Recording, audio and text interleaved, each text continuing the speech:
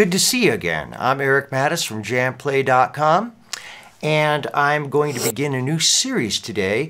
This series is going to be a fingerstyle blues, ragtime, country style series. In this series, what I'm going to do is I'm going to take you through Delta Texas blues, which has got a monotonic bass, this type of stuff.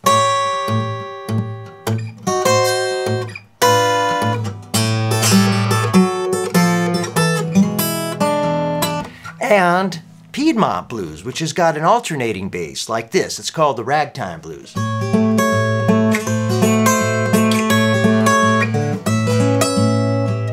And we'll be using that as our foundation, and from there we're going to branch out into some of the Merle Travis styles, but mostly we'll be sticking with a lot of blues and ragtime, and so I hope you have some fun with it. I'm really looking forward to teaching this series. The biggest thing that you want to remember on this is that don't rush through the series. Take your time on it. Try to have some fun with it. Spend a little time with each song and get to really train your thumb so that your bass is strong. And I'll be talking about that a lot during the series. So without further ado, let's go ahead and get started with the very first lesson in the series. Okay, we're going to do a thing today that I like to call the rolling E blues. And the reason why I like to teach this one is because it gives you a good firm foundation in this Piedmont style blues.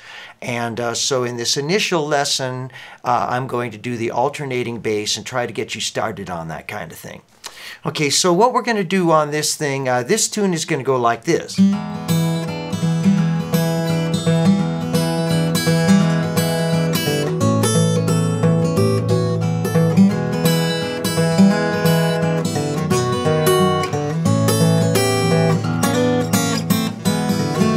And that's just the beginning of the song. And so we'll be returning to this song several times in the series as you progress in your technical level. So that we'll be essentially, eventually, working on the entire fretboard. And we'll be able to take you all over the fretboard and get you to play this song so that at the end of a number of months or however long it takes you to get through this series, you will be proficient in improvising for this particular type of blues all over the fretboard. And so there are a number of processes that have to be developed first, and that is mostly your bass playing. So in this song, we're playing in the key of E, and we're just going to do a 3-chord blues in this key of E. We're going to use E, A, and B. And we'll be, of course, using at times the E7th, the A7th, and the B7th, but essentially what we're doing is a 3-chord blues. Okay, so let's get started on the very first technique, and this is for the E chord. Let's make sure we're in tune first. Here is your E. Okay, so we're going to form the E major chord here, and the core of this, the beginning of this Piedmont blues will be the syncopation of the melody and the bass line. The bass line will always be a continuous 4/4, where it just goes like this. But the fingers won't always coordinate at the exact same time as the bass. In other words, a lot of times they may coincide with the bass, and other times they will do things, they'll be at another time. So you'll have to develop that little bit by little bit so that you can rely entirely on your bass. Okay, so let's get started doing the bass. We're going to play the E chord here, and what we're going to do is we're going to have the thumb alternate between the 6th and the 4th string. Now, on your right hand positioning, and this is very important, if you're a classical style player and you play with your guitar up here, then you can float your hand and play like this. No problem. But if you're going to play with your guitar on your lap, like in this position here, then you want to make sure that you mount your little finger, or maybe even your ring finger too, but usually at least your little finger to the top of the guitar, as close to the E string as possible, as close to the top E string as possible, so that you can easily have your hand almost like a claw over these strings here, and where, because of this, your your thumb's not going to easily reach beyond the 4th string. In other words, basically, if I'm doing this kind of a bass line, I'm never going to go beyond the 4th string with my thumb. So you won't be seeing me play the 3rd string, 2nd string with my thumb. And conversely, you're not going to see me use my fingers very often above the 3rd string, my other fingers. Okay, so mounting your finger like here is very important.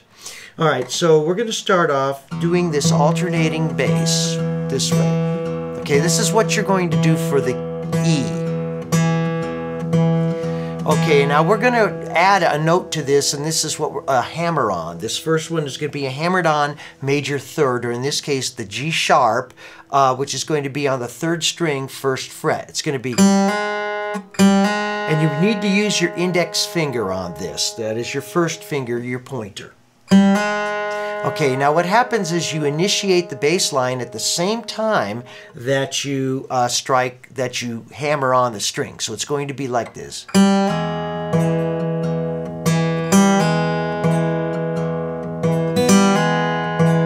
So don't make the mistake of pinching them. Don't go like this. Because if you do that, it'll mess you up. So go ahead and strike the string. And when you hammer it on, that's when you begin to bass line.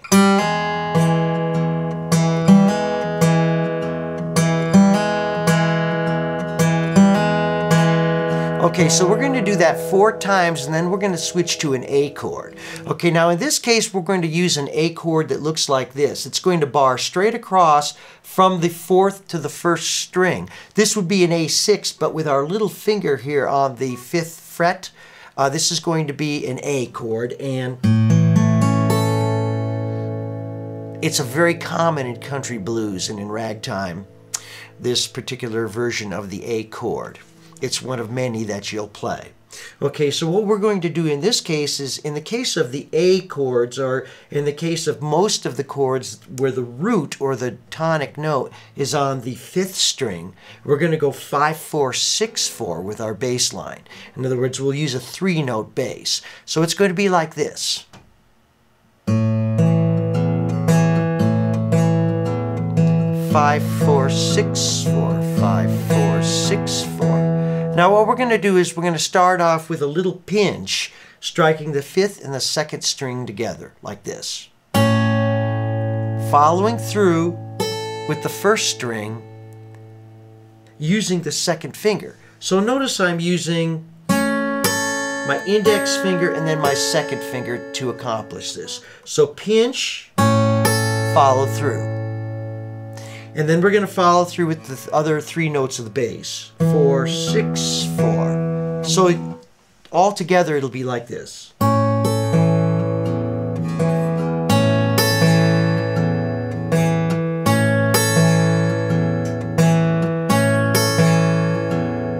Okay? So that'll be the A chord, and we're going to do that twice. So we'll go... And then we're going to return to the E twice. Okay, now we're going to form a B7th chord. Now this might be a little difficult at first, but once you get used to this chord, you'll be glad you have it, because many chords are built like this chord. Okay, so we're going to use the B7th chord in this case, and what we're going to do is we're going to alternate, as we did in A, from the 5 and the 4 to the 6 and the 4. Now what's going to happen in this case is your 2nd finger is going to have to move from the 5th to the 6th string on the 3rd and the 4th beat. So they're going to be like this. Now, if you play with a thin enough neck, you can use your finger and put it right down in between the 5th and 6th strings, like I do. Now, this isn't actually a narrow neck, but as you can see, my fingers are really wide. So I've got 5-4 and 6-4 without moving my finger. However, if you've got very slim fingers, you will have to go like this, which you'll get used to. So 5-4-6-4. Now in this case, what we're going to do is a right-hand technique very similar to what we did on the A. We're going to pinch the 5 and the 2 together, follow through on the 1st string, then play the 4-6-4. So it'll be 5, 6, 4.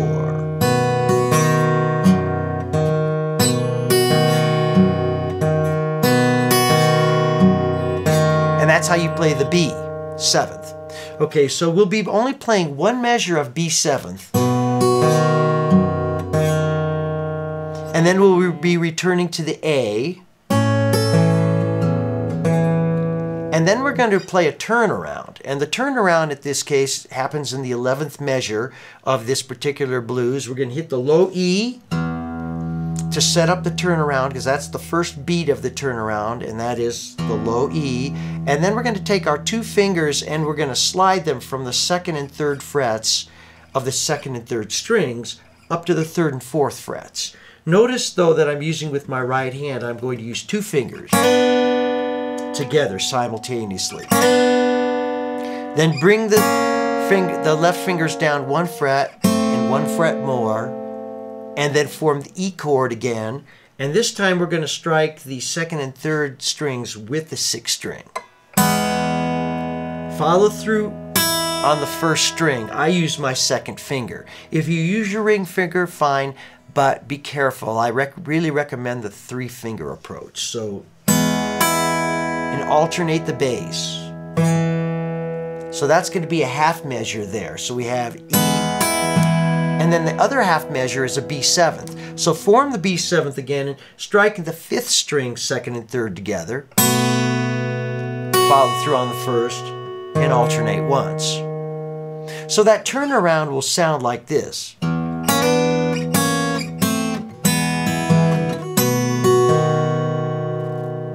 Okay, so let's go slowly through this rolling E blues in this very first section here, the very first part of this, and we're going to add the complexity of this song over each consecutive lesson. Okay, so let's look at it from the beginning. We have the rolling E 4 times. Now to the A, pinch, and back to the E. Now the B 7th, A, hit the low E, and turn around. A little too fast for you? Okay, let's slow it down. Listen to it a little bit slower. So here we go.